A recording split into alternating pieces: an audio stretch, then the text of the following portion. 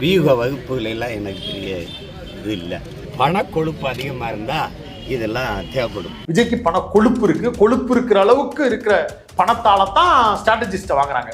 உனக்கு என்ன கொழுப்பு இருக்குன்னு ஜான் ஆரோக்கியசாமியை நீ 2021 தேர்தல் வியூக வகுப்பாளரா கூப்பிட்ட. நான் என்ன கேட்கிறேன், நாம் தமிழர் கட்சியினுடைய ஒருங்கிணைப்பாளர் சீமான் பிச்சை எடுக்கிறேன், லிட்டரலா பிச்சை எடுக்கிறேன், ஏய் சுந்தர்சி கொஞ்சோன்னு 1 லட்சம் கொடுறா அப்படின்பேன். அப்புறம் எங்க அண்ணன் தங்கமணி அண்ணே எனக்கு ஒரு 1 லட்சம் கொடுங்க, தானும் போட்ட அண்ணே எனக்கு அந்த மாதிரி 1 லட்சம் கொடுங்க, பிச்சை எடுப்பேன்னு தானே சொன்னாரு. எந்த அடிப்படையில் 2021 சட்டமன்ற தேர்தலுக்கு ஜான் ஆரோக்கியசாமியுடைய ஜேபேக் நிறுவனத்தை தேர்தல் வியூக வகுப்பாளரா நாம் தமிழருக்கு நியமிச்சாருன்னு சொல்ல நியமிச்சாரு?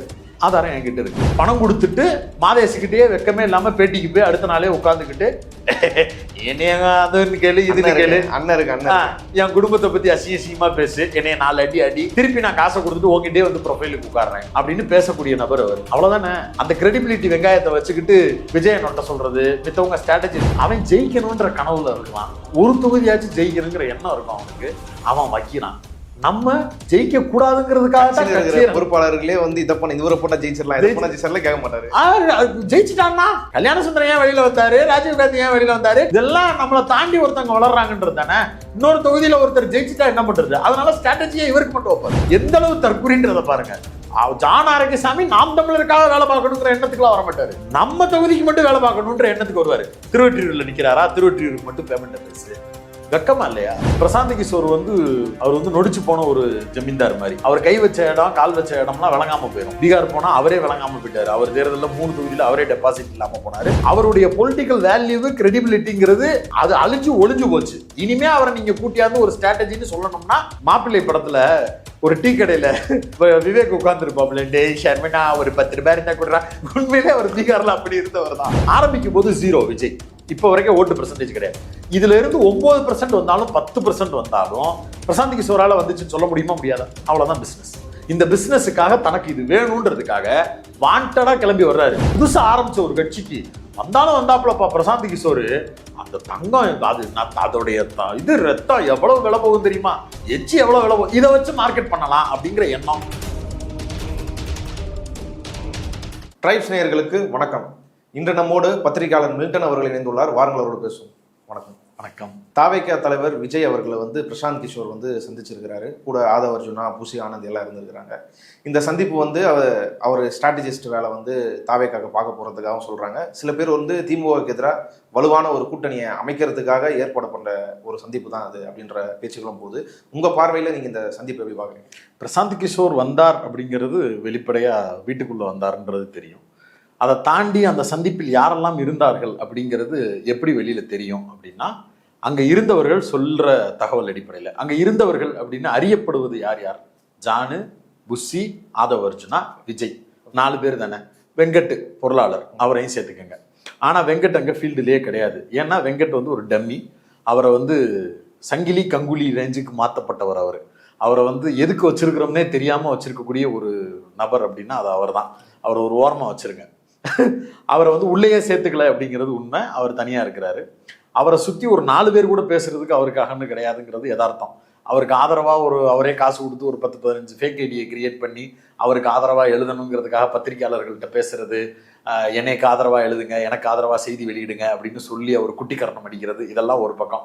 அது எங்கேயுமே செல்ஃப் எடுக்காது. ஏன்னா தமிழ்நாட்டை பொறுத்தவரையில் பிஜேபி காரனுக்கும் RSS காரனுக்கும் எந்த விதத்துலையும் செல்ஃப் எடுக்காதுங்கிறது உண்மை. அந்த பின்னணியிலிருந்து வரக்கூடியவர் அவர். அதனால அவருக்கு செல்ஃப் எடுக்காது, ஓரமா வச்சிருங்க. புஷி ஆனந்த் நண்பா நண்பா நண்பா ஓ நண்பா ஓ நண்பான்னு பேசியே எல்லார்ட்டையும் கவர் பண்றாரு. அவர் மூத்த ஊடகவியலாளர்கள்ல இருந்து கீழே இருக்கக்கூடிய எல்லாரோடையும் எப்படி இங்க இந்த பக்கம் உளவுத்துறை வரைக்கும் எல்லாரோடையும் தொடர்பில் இருக்கக்கூடிய ஒரு கட்சியின் பொறுப்பாளராக தன்னை அடையாளப்படுத்திக்கிறணும், தான் போட்டோ பெருசா இருக்கணும், தனக்கு கீழே தான் எல்லாரோட போட்டோன்னு இருக்கணும்னு நினைக்கக்கூடிய ஒரு தனியாவர்த்தனம் பண்ணக்கூடிய ஒரு நபர். அதுல தளபதி பக்கத்துல நான் இருக்கிறது தான் சரி சரி சரி சரின்னு சொல்லக்கூடிய ஒரு கேரக்டர். அவர் மூலமா வரணும். இன்னொருத்தர் ஜான் ஆரோக்கியசாமி. ஜான் ஆரோக்கியசாமிக்கு எல்லாமே பணம் தான். அவருக்கு காசு கொடுத்தா நம்மளுக்காக செய்தி போடுறதுக்கு ஆள் இருக்கிறாங்க அப்படிங்கிற எண்ணத்துல இருந்து அப்படி அவர் எலும்பு தூக்கி போடுற மாதிரி போடுவாரு. அதை சில ஊடகங்கள்ல எடுத்துக்கிட்டு இதுதான் செய்தி அப்படின்னு வெளியிடுவதற்கு ஒரு கும்பல் வச்சிருப்பாரு. அவர் ஒரு கேட்டகரி. ஆதவ் அர்ஜுனா அவர் இருக்கிறதுலேயே 1ஆம் நம்பர் பணக்கார வீட்டு பையன். அவர் எப்படி செய்தி கொடுப்பாருன்னா, phone call, over the phone காலில் அவர் டீல் பண்ணிக்குவார். தம்பி நாங்கள் இங்கே இருக்கிறோம், தம்பி இங்கே வந்துட்டு இருக்கோம், சாப்பிட்டுட்டு இருக்கோம், சாப்பிட்டு முடிச்ச உடனே கரெக்டாக பிரேக்கிங் போடுங்க, ஒரு 1/2 அன் அவர் வெயிட் பண்ணிட்டு கொஞ்சம் நேரம் கழிச்சு இந்த பிரேக்கிங் போடுங்க அப்படிங்கிறது. 1/2 அன் அவர் கழிச்சு அவர், அதாவது இன்டர்வியூ டைம் வந்து மீட்டிங் டைம் வந்து 1 ஹவர்னு வச்சுக்கோங்க. 1 ஹவர்ல என்ன பேசிட போறாங்க, வந்த உடனே நல்லா இருக்கீங்களா, சாப்பிட்டீங்களா, குடும்பத்தில் என்ன இருக்குங்க, இந்த மாதிரி நல்லா விசாரிச்சுட்டு கொஞ்சம் நேரம் தான் பேசிட்டு இருப்போம். அப்போ அது ஒரு பெரிய செய்தியா இருக்காது. அப்போ சாப்பிட்டு முடிச்சுட்டு ஒரு சும்மா உட்காந்து இருக்கிறது, அந்த பக்கம் இங்கிட்ட இங்கிட்ட ரெக்ரேட் பண்றது, இந்த டைம் எல்லாத்தையும் சேர்த்தாப்புல ஒரு 2 மணி நேரம் அப்படின்னு சொன்னா நல்லா இருக்குமா அப்படின்னு யோசிச்சுட்டு சாப்பிட்டு முடிச்சதுக்கு பிறகு இப்பதான் மீட்டிங் முடியுது, இனிமே தான் சாப்பிட போறோம்னு சொல்லுங்க அப்படின்னு கட் பண்றது. அதுக்கு பிறகு உடனே அங்க டடான் டடான் டடான் டடான் அப்படின்னு பிரேக்கிங் அடிக்கிறது, செய்தி வர்றது, இது எல்லாமே வந்து உள்ளுக்குள்ள இருந்து இவங்க மூலமா தான் செய்தி வெளியில வரும். இல்ல அது வந்து உண்மையிலேயே பரபரப்பான செய்தி இல்லையா, பரபரப்பா ஆக்கணுன்றதுக்காக அப்படிலாம் ஒரு செய்தியும் கிடையாது. ஆதவர்ஜுனா திட்டமிட்டார் ஒரு செய்தியை. விஜயை சந்திக்கணும், நிகழ்ச்சி முடிஞ்சதுக்கு பிறகு அந்த ஷூட்டிங் நடந்துச்சுல, அம்பேத்கர் ஷூட்டிங், அந்த ஷூட்டிங் முடிஞ்சதுக்கு பிறகு விஜயை சந்திக்கணும்னு முயற்சி பண்ணாரு. அதுக்கு தடைக்கல்லாக புஷி ஆனந்த் உட்பட எல்லாரும் இருந்தாங்க. விஜயை தன்னால சந்திக்க முடியலைங்கிற நெருக்கடி இருந்தது. வேற வேற ரூட் மூலமா அப்ரோச் எல்லாம் பண்ணி பார்த்தாரு. அதன் அடிப்படையில விஜயை சந்திப்பதற்கு ஒரு வாய்ப்பு கிடைச்சிருச்சு. இந்த வாய்ப்பை புஷியை விட, ஜானை விட, வெங்கட்டை விட ஒரு படி நான் வசத்தின்னு காட்டுறதுக்கு ஆதவுக்கு ஒரு ரோல் தேவைப்படுது. அப்ப இறக்கடா பிரசாந்த் கிஷோரை அப்படின்னு முடிவு பண்றாரு. பிரசாந்த் கிஷோர் வந்து இந்திரா சொன்னாப்புல இல்ல, அவர் வந்து நொடிச்சு போன ஒரு ஜமீன்தார் மாதிரி. அவர் இன்னைக்கு தொட்டதெல்லாம் வந்து நாசமா போகுங்கிற மாதிரி, அவர் கை வச்ச இடம் கால் வச்ச இடம்லாம் விளங்காம போயிடும். பீகார் போனா அவரே விளங்காம போயிட்டாரு. அவர் தேர்தலில் 3 தொகுதியில் அவரே டெபாசிட் இல்லாம போனாரு. பிஜேபியை ஜெயிக்க வைக்கிறதுக்காக போனாரு. ஊரே வந்து மோடி தோக்க போறாருன்னு உண்மையை சொல்லிக்கிட்டு இருந்தப்போ, ஓட்டு போட்ட மக்களே நாங்க பிஜேபிக்கு போடல, தோத்து போவாங்கன்னு சொன்னப்ப 400 சீட்டு ஜெயிப்பாங்க, 500 சீட்டு ஜெயிப்பாங்கன்னு வட சுட்டவர் பிரசாந்த் கிஷோர். இதை விட கொடூரம், கரண்ட் ஆப்பர் பேட்டியில உட்காந்துக்கிட்டு தண்ணி குடிச்சு எந்திரிச்சு வெளியில வந்தவர். ஷோமி த வீடியோன்னு சொல்லி மண்டையிலே உட்கார வச்சு கொட்டின மாதிரி கொட்டு வாங்கினவர். அவருடைய பொலிட்டிக்கல் வேல்யூ, கிரெடிபிலிட்டிங்கிறது அது அழிஞ்சு ஒளிஞ்சு போச்சு. இனிமே அவரை நீங்க கூட்டியாந்து ஒரு ஸ்ட்ராட்டஜின்னு சொல்லணும்னா, இந்த தனுஷ் படத்துல, மாப்பிள்ளை படத்துல ஒரு டீ கடையில விவேக் உட்கார்ந்துருப்பாப்ல, டேய் ஷர்மினா ஒரு 10 ரூபாய் இருந்தா கொடுறா. உண்மையிலே அவர் பீகார்ல அப்படி இருந்தவர் தான். ஒரு காலத்துல எப்படின்னு பேசிக்கலாம், இப்ப ஒண்ணு கிடையாது. இப்ப அப்படித்தான் டீ கடையில ஒரு ஓரமா உட்கார்ந்து இருந்தவர். அவரை கூட்டு வர்றேன்னு கூட்டு வந்தாங்க. அவருடைய ரோல் என்ன? பிரசாந்த் கிஷோரை பற்றி பெண்ணில் வேலை பார்த்தவர்களோடு நீங்க பேசுனீங்கன்னா வெளிப்படையாவே தெரியும். அவர் பேச விட்டு கேட்பாரு, என்ன அவங்களோட ஒப்பீனியன் இருக்குன்னு கேட்பாரு. ஏன்னா இவர் அவங்கள மேனிப்புலேட் பண்ணி அதுல ஒரு விஷயம் தனக்கு இருக்கிறதா காட்டணும்னு வரக்கூடிய ஒரு நபர். அதான் ஸ்ட்ராட்டஜிஸ்டோட வேலை. ஒரு ஸ்ட்ராட்டஜிஸ்ட் எப்படி இருப்பாருன்னா, உங்களை நல்லா பேச விட்டுட்டு உங்கள்ட்ட இருந்து கறக்க வேண்டியதெல்லாம் கறந்ததுக்கு பிறகு உங்களுடைய ஸ்ட்ரென்த் என்னன்னு பாத்துக்குவாங்க. இது வந்து சொன்னா எதுல நீங்க வீக்குன்னு தெரியும், அந்த வீக்கை பிடிச்சிக்கிட்டு நம்ம மேல வரணும்னு நினைக்கிறது. இந்த அட்டம்ப்ட எல்லாருக்கும் ஆமா ஆர்டர் எடுக்கிறது தான். இந்த ஆர்டர் எடுக்கிறதுக்கு மார்க்கெட்டிங் ஒர்க் பண்றதுக்கு ஒருத்தர் தேவையில்லை. அதுதான் ஆதவர்ஜுனா. இவர் நல்லவர், இவர் வல்லவர், இவர் சொன்னாருன்னா தொட்டதெல்லாம் தொடங்கும், பார்த்ததெல்லாம் பல்லு விளக்குன்ற மாதிரி அவர் அங்க உட்காந்து விஜய் கிட்ட வந்து தூபம் போட்டு ஏத்திட்டு இவரை கூப்பிடுறது. இவர் உள்ள வந்ததுக்கு பிறகு அவர் வந்து விஜயை பேச விட்டு கேட்டுட்டு, இதை இப்படி பண்ணா நல்லா இருக்கும், அப்படி பண்ணா நல்லா இருக்கும்னு இவர் ஒரு நரேஷன் சொல்றதுக்காக வரப்பட்டதாக தான் நம்மளுக்கு செய்தி வந்தது. இந்த சந்திப்பு ஏற்படுவதற்கு முன்னாடி ஆதவுக்கும் பிரசாந்துக்கும் ஒரு லைன் தேவைப்படுது. என்ன லைன் தேவைப்படுது அப்படின்னா, திமுக இங்க பவர்ல இருக்கிறாங்க, திமுகவை வீழ்த்தணும். எப்படி வீழ்த்தலாம்? விஜய்ங்கிற ஒரு ஃபோர்ஸ் தனியா நின்னா ஜெயிக்க முடியுமா? கிடையாது. இந்த அஜெண்டா அவங்களுக்கு ஏன் வருது அப்படின்னு கேட்டா, தனிப்பட்ட முறையில் திமுகவால் பல்பிடுங்கப்பட்டவராக ஆதவ் உணர்கிறார். உதய் பவர் சென்டரா மாறுகிறார், சபரீசன் பவர் சென்டராக இருக்கிறார். தனக்கு ஒரு எம்பி சீட் கூட கிடைக்கலையேங்கிற ஆதங்கத்துல அவர் இருக்கிறார். கொதிச்சு போன ஒரு பெரிய இடத்து மாப்பிள்ள அவர் வந்து தங்கிட்ட இருக்கக்கூடிய செல்வ செழிப்பான பணங்கள் எல்லாம் வச்சுக்கிட்டு திமுக அதிகாரத்தை வீழ்த்துவதற்கு ஒரு முகம் தேடிக்கொண்டிருந்தார். நானே காசும் செலவு பண்றேன், இடமும் உனக்கு கொடுக்குறேன் அப்படின்னு சொல்லக்கூடிய ஒரு உருப்படி கிடைக்காதான்னு தேடினவருக்கு விசிகா வந்து வெளியே போன்னு சொல்லிருச்சு. விஜய் வந்து வாராது வந்த மாமணி போல. விஜய் கையில இருந்து காசு எடுக்க மாட்டார்.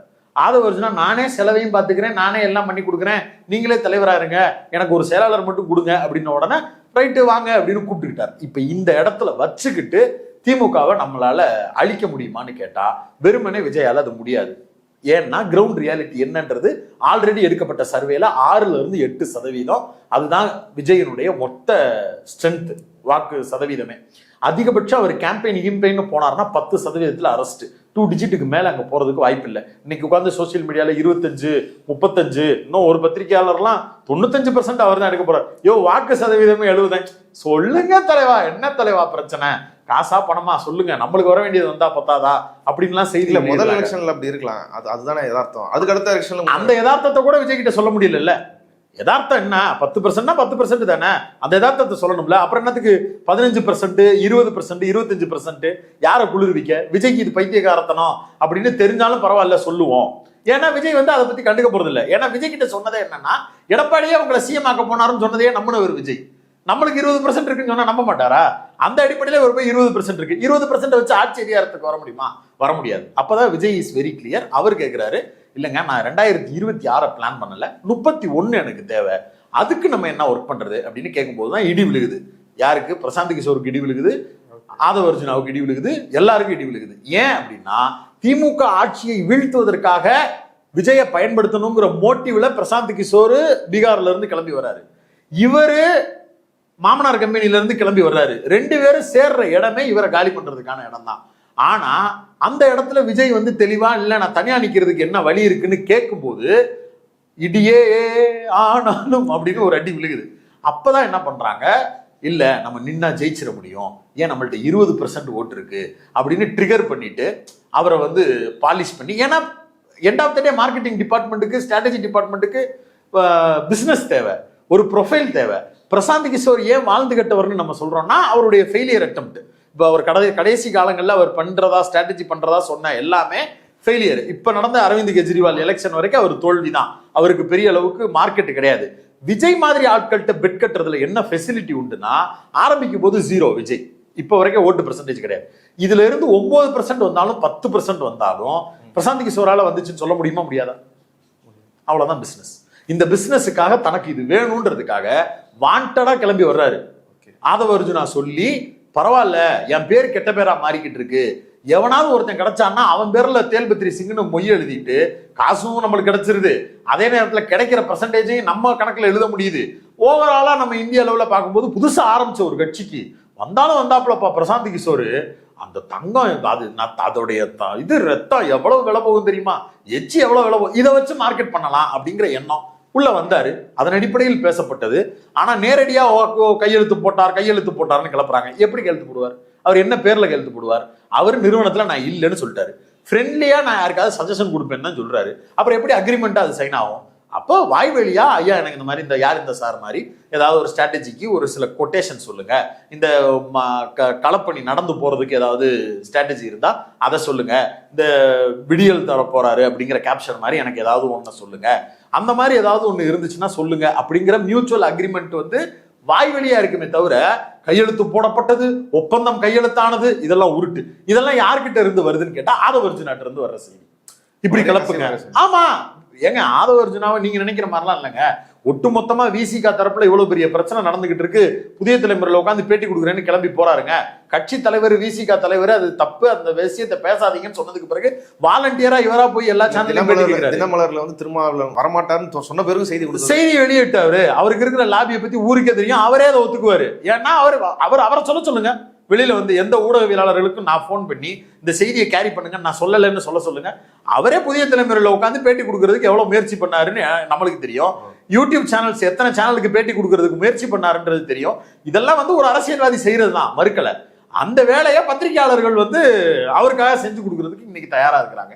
இவங்க மித்தவங்களை பூரா பத்தியும் வந்துகிட்டு கைக்கூலிகள், அவங்க அறிவாலயத்துக்காக வேலை பார்ப்பவர்கள். அப்ப நாங்கெல்லாம் சரி ரைட், அறிவாலயத்துக்காக நீ யாருக்கு வேலை பார்க்குற? ஆதவ அர்ஜுனா வேலை பார்க்குற சொல்றது உனக்கு என்ன வெக்கம்? நான் சொல்லிட்டேன்ப்பா, நான் இந்தியா அலைன்ஸ் ஆதரவாளர், வெற்றி பெறணுன்றதுக்காக வேலை பார்க்குறோம், நம்ம எல்லாரும் அதுதான் சொல்ல போறோம். நீங்க யாரு ஆதவ அர்ஜுனாக்கு வேலை பார்க்குறேன்னு சொல்லிட்டு செய்யுங்க. பத்திரிகையாளர்கள் பிரேக்கிங் போடுறீங்க, செய்தி கொடுக்குறீங்க, எல்லாம் பண்றீங்க, வேலை பார்க்குறோன்னு சொல்லுங்க. ஜான் ஆரோக்கியசாமிக்கு வேலை பார்க்குறேன், புஷி ஆனந்துக்கு வேலை பார்க்குறேன், ஆதவ அர்ஜுனாவுக்கு வேலை பார்க்குறேன் சொல்ல முடியாது இல்ல. அங்க அதான் பிரச்சனை. அப்ப ஓவராலா இந்த மீட்டிங் அப்படிங்கிறது காலம் கடந்து போய் செல்வாக்கு இழந்து இருக்கக்கூடிய ஒரு பிரசாந்த் கிஷோருக்கு ஏதாவது ஒன்று தன் கணக்கில் எழுதுவதற்கு கிடைக்காதான்னு நம்பி வந்திருக்கிறார். அதன் அடிப்படையில் அந்த ஒப்பந்தம் வார்த்தை அளவில் பேசப்பட்டிருக்கிறது. அடுத்தடுத்து நடக்க போற வெடிகுண்டுகளுக்கு காத்திருக்கோம். இந்த பிரசாந்த் கிஷோர் விஜயோட சந்திப்பு குறித்து சீமான் கிட்ட பத்திரிகையாளர்கள் கேட்கும்போது பணக்குழுப்புல பண்ற விஷயம், எனக்கு தமிழ்நாட்டில் மூல முடுக்கல என்ன எல்லாம் எல்லாமே எனக்கு தெரியாத உங்களுக்கு தலைவராக இருக்க முடியும், இது வந்து ஒரு பணக்குழுப்பு, உங்களுக்கு உடல் கொழுப்பு இருக்கிற மாதிரி பணக்குழுப்பு இருக்குது, அதில் பண்றது இதெல்லாம் அப்படின்னு சொல்லி ஒரு காட்டமான விமர்சனம் இருக்கிறாரு. சரி, நம்ம ரெண்டு இதாக இருக்கு. மூல முடுக்கெல்லாம் அவருக்கு தெரியுன்றாரு. எந்தெந்த ஏரியாவில் 10 மணிக்கு மேல சரக்கு ஓட்டுவாங்கன்றது வேணா அண்ணனுக்கு தெரியும். எந்தெந்த ஏரியால எந்தெந்த கடை இருக்குன்னு வேணா அண்ணனுக்கு தெரியும். அவர் ஒரு ஊருக்கு சாலை மார்க்கமா போனார்னா எந்த ரோடு வழியா போனோம்னா பைபாஸ் ஏரியா, இங்க கடை இருக்காது, இந்த சந்து வழியா போக அங்க கடை இருக்குன்னு வேணா அண்ணனுக்கு தெரியும். அதை அண்ணனே ஒத்துக்குவாரு. நைட்டு 1:30 மணிக்கு ஃபோன் போட்டா கூட போனை அட்டன் பண்ணி அண்ணா யூனிவர்சிட்டிக்காக போராடினேன்னு பேசுவாரு. திருப்பிக்கிட்டு அவர் தம்பியே கேள்வி கேட்பாரு. அதுக்கெல்லாம் அவர் தான் உட்காந்து பதில் சொல்லுவாரு. விஜயலட்சுமி பத்தி எல்லாம் பேசுவாங்க. அதெல்லாம் தனி. அவருக்கு அது வேணா தெரியும், மூல முடுக்குல எங்கெங்கெல்லாம் கடை இருக்கு, என்னென்னலாம் பண்றாங்கன்னு. அதை தாண்டி அவருக்கு தமிழ்நாடு முழுக்க ஏதாவது தெரிஞ்சிருந்தா ஒரு தொகுதியில டெபாசிட் வாங்கியிருப்பாரா மாட்டாரா? ஒரு கவுன்சிலராச்சும் ஜெயிச்சிருப்பாரா மாட்டாரா? அப்புறம் என்ன தெரியும்ன்றது வியாக்கியானம். அதையும் நம்புறதுக்கு ஒரு கூட்டம் இருக்கு, அதை விடுங்க. ரெண்டாவது, பணத்து முறையில ஆள் பிடிக்கிறாங்க, ஸ்ட்ராட்டஜிஸ்ட் பிடிக்கிறாங்க. நான் இதை விஜய்க்கு முட்டு கொடுக்குறதா தயவு செஞ்சு நினைச்சுக்கிற வேண்டாம். நான் என்ன கேட்கிறேன், நாம் தமிழர் கட்சியினுடைய ஒருங்கிணைப்பாளர் சீமான் பிச்சை எடுக்கிறேன், லிட்டரலா பிச்சை எடுக்கிறேன், ஏய் சுந்தர்சி கொஞ்சோன்னு 1 லட்சம் கொடுறா அப்படின்பேன். அப்புறம் எங்க அண்ணன் தங்கமணி அண்ணே அண்ணே எனக்கு ஒரு 1 லட்சம் கொடுங்க, தானு போட்ட அண்ணே எனக்கு அந்த மாதிரி 1 லட்சம் கொடுங்க, பிச்சை எடுப்பேன் தானே சொன்னாரு. எந்த அடிப்படையில் 2021 சட்டமன்ற தேர்தலுக்கு ஜான் ஆரோக்கியசாமியுடைய ஜேபேக் நிறுவனத்தை தேர்தல் வியூக வகுப்பாளரா நாம் தமிழருக்கு நியமிச்சாருன்னு சொல்லுங்க. நியமிச்சாரு, ஆதாரம் என்கிட்ட இருக்கு, நானே காட்டுறேன். எந்த அமௌண்ட்ல, எந்த பண திமிர்ல ஜான் ஆரோக்கியசாமி ஸ்ட்ராட்டஜிஸ்ட் தானே, ஜேபேக்குங்கிற நிறுவனம் வச்சிருக்கிறவர் தானே. இப்ப விஜயின் வியூக வகுப்பாளர்னு விஜயே வந்து அவருடைய லெட்டர் பேட்ல போட்டு நம்ம எல்லாருக்கும் அறிமுகப்படுத்தினவர் தானே. அவர் ஆடியோ தானே வெளியில வந்து சர்ச்சையும் ஆச்சு. இப்பயும் அவர் ஜான் ஆரோக்கியசாமி விஜயோட தானே இருக்கிறாரு, ஸ்ட்ராட்டஜிஸ்ட் தானே. அந்த ஸ்ட்ராட்டஜிஸ்டோட உனக்கு 2021 என்ன வேலை? அவர் உனக்கு கேம்பெயின் பண்ணாரா இல்லையா? வெளிப்படையா நீ டிக்ளேர் பண்ண முடியுமா முடியாதா? ப்ரொஃபைல்ல போர்ட்ஃபோலியோன்னு போட்டு ஜான் ஆரோக்கியசாமியே அதை வச்சிருக்கிறாரு. நீ எந்த திமிர்ல செஞ்ச? உனக்கு யார் கொடுத்த பணம் அது? நீ பிச்சை தானே எடுக்கிற. உங்கள்கிட்டையும் பணம் இருக்கு, என்கிட்டையும் பணம் இருக்கு. அதிகபட்சம் எவ்வளவு நம்மள்ட்ட பணம் இருக்கும்? பக்கத்துல இருக்க ஐயப்பண்ணன் டீ கடையில போய் டீ குடிக்கிற அளவுக்கு பணம் இருக்கும். இதை தாண்டி பண கொழுப்பு இருக்கு விஜய்க்கு அப்படின்னு இல்ல. விஜய்க்கு பண கொழுப்பு இருக்கு. கொழுப்பு இருக்கிற அளவுக்கு இருக்கிற பணத்தால தான் ஸ்ட்ராட்டஜிஸ்ட வாங்குறாங்க. உனக்கு என்ன கொழுப்பு இருக்குன்னு ஜான் ஆரோக்கியசாமியை நீ 2021 தேர்தல் வியூக வகுப்பாளரா கூப்பிட்ட அப்படின்னு நான் கேட்கல. உங்க தம்பிகளே கேட்டா என்ன பதில் இருக்கு? அதெல்லாம் வெளியே போகணும், எல்லாரும் வெளியே போயிடணும், வெளியே போங்கடான்னு சொல்லிடணும். அப்ப யாரு நீ? அயோக்கியத்தனம், 1 நம்பர் பொய். வாயை திறந்தாலே பொய். ஸ்ட்ராட்டஜிஸ்ட்னு நான் யாரையும் கூட வச்சுக்கலன்னா இப்போ உங்க கூட இருக்கக்கூடிய RSS ஏஜென்ட்டுகளுக்கெல்லாம் நீங்க பேமெண்ட் கொடுக்கலையா? யார் யாருக்கெல்லாம் பேமெண்ட் கொடுக்குறீங்க, எந்த பேமெண்ட் எடுத்து கொடுக்குறீங்க, எல்லாமே தான் தெரியுமே. அதெல்லாம் வெளிப்படையா வந்து பேச வேண்டியதானே. பத்திரிகையாளர்கள் நியாயவான்கள், நடுநிலையாளர்கள் என்று தங்களை அறிவித்துக் கொண்ட பத்திரிகையாளர்கள் மைக்க போட்டுட்டு இப்படி நின்றுக்கிட்டு கேட்பார்ல, அப்ப முன்னாடி நின்று கேட்கணும், எல்லாரும் கேட்கணும். ஐயா நீங்க வந்து எந்த பண கொழுப்புலங்கய்யா 2021 ஜான் ஆரோக்கியசாமியை உங்களுடைய சட்டமன்ற தொகுதி வேட்பாளருக்கு ஸ்ட்ராட்டஜிஸ்டா நீங்க வச்சீங்க அப்படின்னு கேட்கணும். கேட்கறதுக்கு தைரியம் இருக்கா? இது எதுவுமே கேட்கப்படாதனால சீமான் வந்து நெஞ்ச விரிச்சுக்கிட்டு எல்லாரையும் பார்த்து கேள்வி கேட்கிற மாதிரி, இவர் ஏதோ நியாயவான் மாதிரி ரத்த கண்ணீர் வெடிச்சுக்கிட்டு நீலி கண்ணீர் வெடிச்சுக்கிட்டு பொய், அயோக்கியத்தனமான பொய். இப்ப லேட்டஸ்டா கொஞ்சம் வருஷத்துக்கு முன்னாடி மதன் ஸ்டிங் ஆபரேஷன் ஒன்று வந்துச்சு. உண்மையிலேயே அது அயோக்கியத்தனமான மூவம். ஆனா அதுல உள்ள இருக்கக்கூடிய பலருடைய உண்மை தண்டவாளங்கள் வண்டவாளங்கள் எல்லாம் ஏற்றப்பட்டது. அது ஒரு லைன். அதுல ஆதன் தமிழ் மாதேஷுங்கிற நபர் வந்து ஒரு வாக்குமூலம் கொடுக்குறாரு. என்ன கொடுத்தாரு? நாம வந்து பேசிக்கிட்டே இருப்போம், சீமான் கண்டுக்க மாட்டாரு. ஆனா சீமானை ஒரு அடி அடிச்சோம்னா துண்டை காணா துணியை காணான்னு ஓடி நம்மள்கிட்ட வருவாரு அப்படின்னாரு. சும்மா ஓடி வருவாரா? சும்மா ஓடி வந்தா பார்க்க முடியுமா? முதல்ல சீமான் அங்க திடுன்னு சும்மா ஓடி வர்றாரு, இங்க உட்காந்து நீங்க பாத்துக்கிட்டு இருக்க முடியுமா? என்னமோ நடக்க போதுன்ற ஒரு பதட்டம் வரும்ல, அந்த பதட்டம் எங்க இருந்து வருது? சும்மா வெறுங்கையோட ஓடி வருவாரா? அப்ப எதை கொண்டு வந்து கொடுக்க வந்தாரு? பணம் கொடுத்துட்டு மாதேசிக்கிட்டே வெக்கமே இல்லாம பேட்டிக்கு போய் அடுத்த நாளே உட்காந்துக்கிட்டு என்னன்னு கேளு, இதுன்னு கேளு, அண்ணன் இருக்கு, அண்ணன் என் குடும்பத்தை பத்தி அசிங்கமா பேசு, என்னைய 4 அடி திருப்பி நான் காசை கொடுத்துட்டு உங்ககிட்டே வந்து ப்ரொஃபைலுக்கு உட்காடுறேன் அப்படின்னு பேசக்கூடிய நபர் அவர். அவ்வளவுதானே. அந்த கிரெடிபிலிட்டி வெங்காயத்தை வச்சுக்கிட்டு விஜய நொட்ட சொல்றது, மித்தவங்க ஸ்ட்ராட்டஜி. இன்னொன்னு, ஸ்ட்ராட்டஜி வைக்கணும்னு ஒருத்தர் முடிவு பண்ணிட்டாருன்னா ஏதோ அந்த தேர்தலில் ஜெயிக்கணுன்றதுக்காக வேலை பார்க்க போறாரு. இன்னைக்கு இருக்கக்கூடிய ட்ரெண்டிங்ல சோசியல் மீடியால என்னென்ன விஷயங்கள்லாம் இன்ஃப்ளூயன்ஸ் செய்யப்படுது, இன்னைக்கு இருக்கக்கூடிய மக்கள்கிட்ட யங்ஸ்டர்ஸ்ட நம்ம போய் சேர்றதுக்கு என்னெல்லாம் கரெக்டா இருக்குன்னு கிரவுண்ட் ரியாலிட்டி என்னங்கிறது தெரிஞ்சுக்கிறதுக்கு ஒரு ஸ்ட்ராட்டஜி டீமுங்கிறது இன்னைக்கு டிஃபால்ட்டா எல்லா கட்சிகளுக்கும் பொதுவா போயிடுச்சு. இன்னும் பூமர்த்தனமா உட்காந்துக்கிட்டு அதை விமர்சிக்கிறதுக்கு ஒண்ணுமே கிடையாது. அவன் ஜெயிக்கணும்ன்ற கனவுல இருக்கலாம், ஒரு தொகுதியாச்சும் ஜெயிக்கணுங்கிற எண்ணம் இருக்கும் அவனுக்கு, அவன் வைக்கிறான். நம்ம ஜெயிக்க கூடாதுங்கிறதுக்காக பொறுப்பாளர்களே வந்து இதை பண்ண இந்த ஊரை போட்டா ஜெயிச்சிடலாம் கேட்க மாட்டாரு.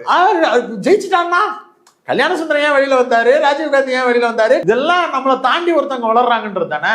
இன்னொரு தொகுதியில ஒருத்தர் ஜெயிச்சுட்டா என்ன பண்றது? அதனால ஸ்ட்ராட்டஜியை இவருக்கு மட்டும் வைப்பாரு. எந்த அளவு தற்குறின்றதை பாருங்க.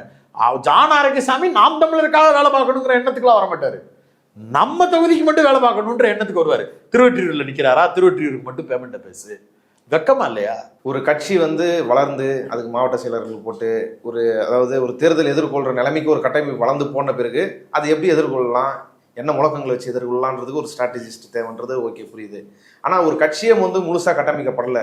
தாவேக்கா வந்து இப்போதான் மாவட்ட செயலர்களை அறிவிச்சிருக்கிறாங்க. உள்ளுக்குள்ளே இன்னும் அதிலேயே குளறுபடி பணம் கேட்டாங்க இதெல்லாம்ன்றதுலாம் இருக்குது.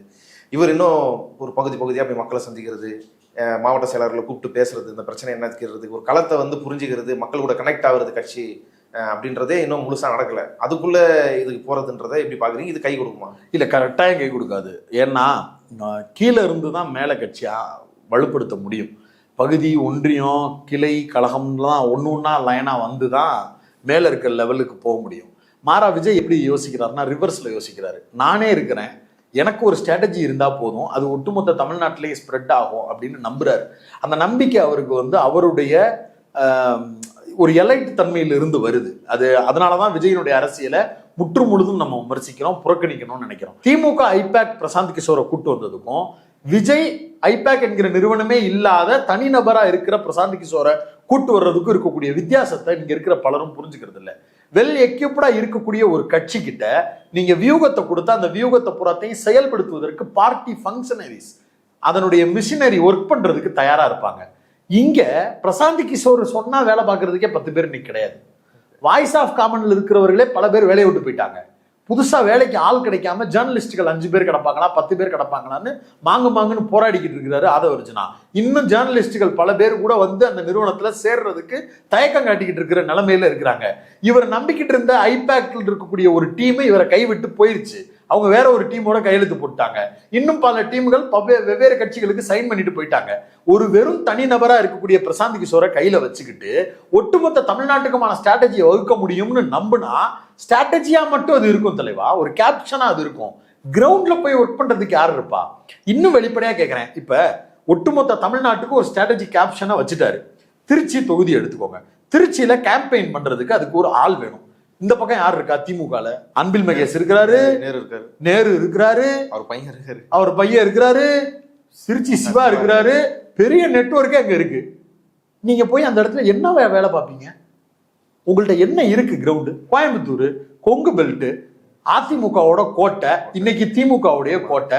செந்தில் பாலாஜி ஸ்ட்ராட்டஜின்னு போட்டு பிரிச்சு எடுத்துக்கிட்டு இருப்பாப்ல, ஒரு பக்கம் வேலை பார்த்துட்டு இருக்காப்ல, வார்டு முழுக்க எந்தெந்த வார்டுன்னு சொல்லி அடிக்கணும்னு கிரவுண்ட் ஒர்க் பண்ணிக்கிட்டு இருக்கிறாப்ல. நீங்க எதிர்த்து போடக்கூடிய கேண்டிடேட் யாரா இருப்பா? எப்படி வேலை பார்ப்பாங்க? இந்த பேசிக் சென்ஸ் இருக்குல்ல, அது இல்லாம மேல பிரசாந்த் கிஷோர் சொல்லிட்டாருன்னா கொங்கு பெல்ட்ல யார் வேலை பார்ப்பா? இன்னொன்னு கேட்கிறேன், தேனி தங்கத்தமிழ் செல்வன் கோட்டை இன்னைக்கு அவர் கையில வச்சிருக்கிறாரு, எம்பியா இருக்கிறாரு. அதிமுகவுக்கும் தினகரன் பலமா இருக்கிற சொல்ற இடத்துல அவரே தோக்கடிச்சு ஜெயிச்சாரு. மான பிரச்சனை எனக்கு இதுன்னு போட்டி போட்டாரு, டிடிவி தினகரன் தோத்து போனாரு. தங்கத்தமிழ் செல்வன் ஜெயிச்சுட்டு வந்தாரு.